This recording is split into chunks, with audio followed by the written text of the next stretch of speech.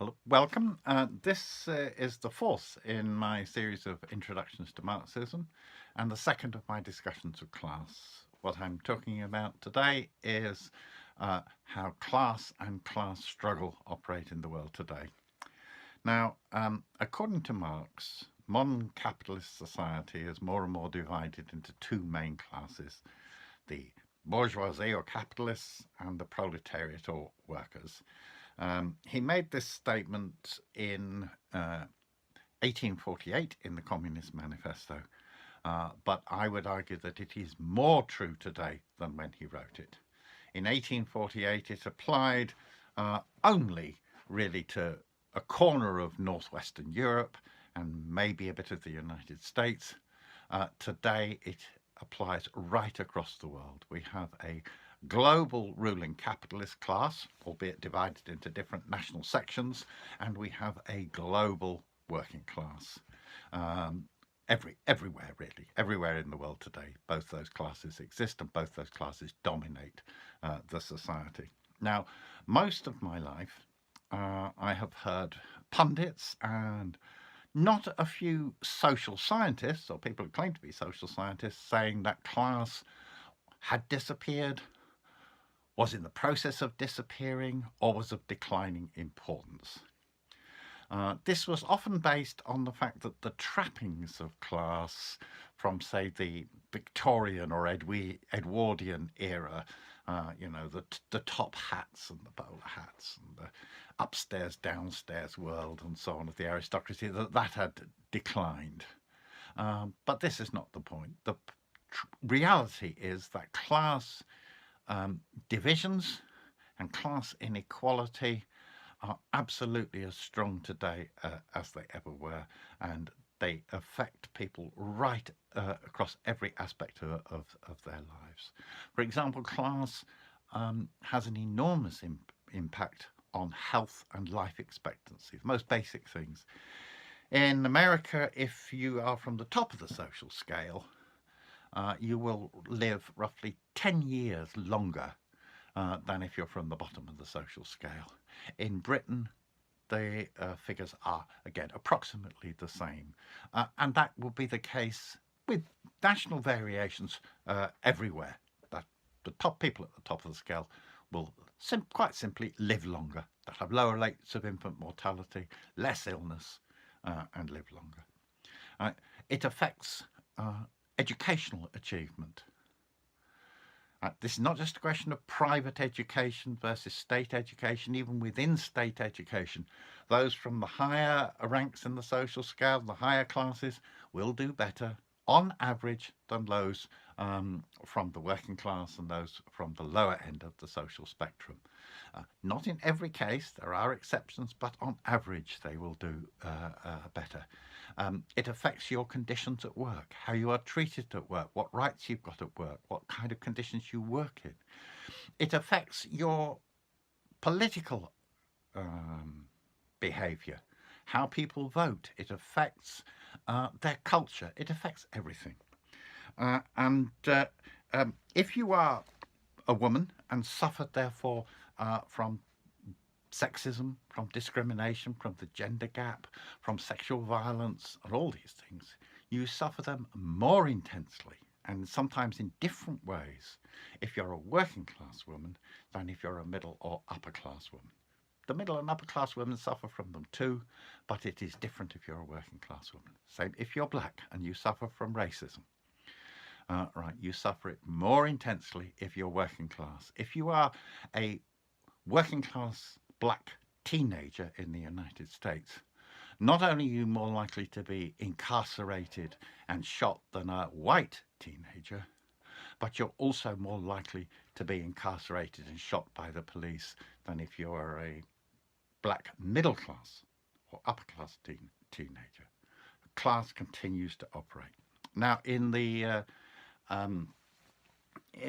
last session, the first session on class, I said that for Marx, class was rooted in the social relations of production, and in particular in relations of production that were exploitative.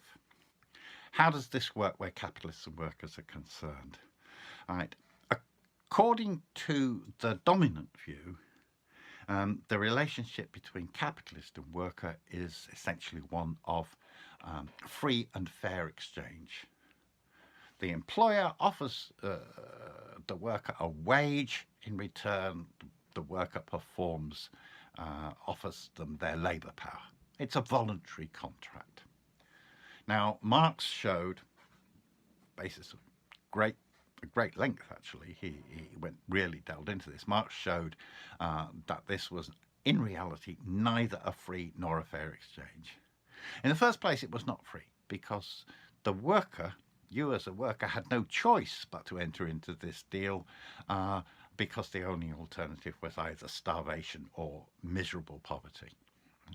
Secondly, it was not a fair or equal exchange because in reality, and as a rule, the value of the goods and services that your labour produces is more than the wage that your employer pays you, and that difference is appropriated by the employer and becomes the basis of the employer's profits.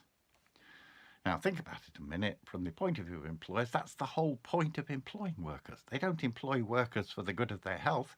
They employ workers because they will make a profit out of their labour, and as soon as they cease making a profit out of their labour, they let them go, as they say, or often with, they say how much they regret it, but nevertheless they let them go.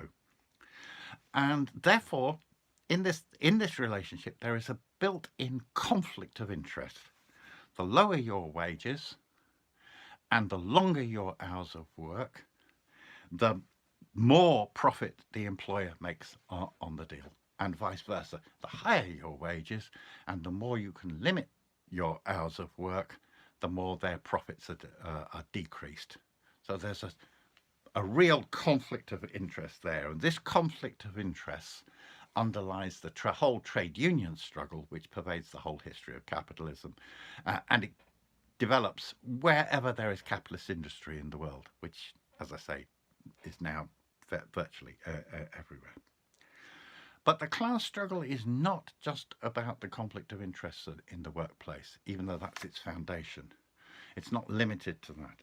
On the contrary, it extends right across the society. On every issue of public interest, there is a conflict of interest between the capitalist class and the working class. On the questions of health and education that I've mentioned before, do you want more spending on health and education or less spending? What kind of spending do you want on health and education? Different interests of the capitalist class and the working class. On foreign policy, do you want a foreign policy and war? Do you want a foreign policy that pursues the interests of imperialism and war? Or do you want a foreign policy based on peace and the cooperation of ordinary people? Do you want a foreign policy that involves going to the Middle East to fight a war for oil, or are you opposed to that? That's actually a class conflict. The former policy is the policy of the capitalist class. The second policy is the policy of the working class. It affects profoundly responses to things like the COVID crisis that we're in at the moment as I make this video, and the response to the climate crisis. The capitalist class has a vested interest in maintaining production even when it puts everybody's lives at stake, and so on, and is not really very bothered about producing necessary PPEs and protective equipment for people. On climate change, they have a vested interest in the maintenance of fossil fuels, even though they threaten the whole survival of the human species. Of course, the ideologists and politicians of capitalism systematically deny this. They never say, we are operating for the interests of the capitalist class. What they always say is that they are serving the national interest, the people as a whole.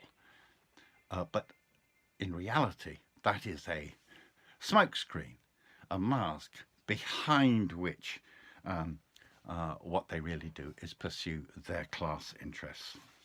Now, the final point I want to make in relation to class in this discussion is regards a criticism that is often levelled at Marx and Marxism, both in the academic world and sometimes on the left.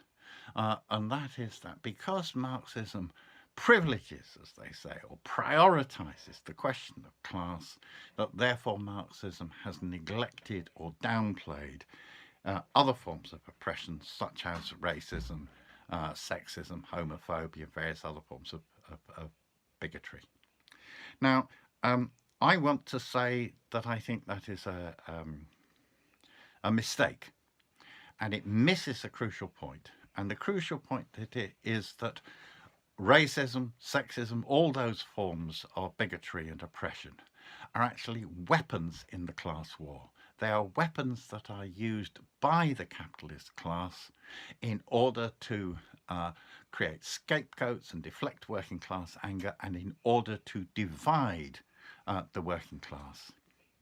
And that therefore Marxists, whose fundamental goal is to unite the working class and focus its anger on the 1%, the capitalist class, have to be the most absolute opponents of racism, sexism, and every form of bigotry and oppression. So far from neglecting them, it is a crucial consequence of this focus on class struggle that they need to be opposed, and opposed absolutely and vehemently. I shall return to these questions, the specific questions of oppression, later in this series. I just conclude by saying that what Marx said 172 years ago in the Communist Manifesto is not only true for the world today, that we're divided into capitalists and workers, bourgeois and proletarians, but that the struggle between them has now become an existential struggle for the survival of the human race. Thank you.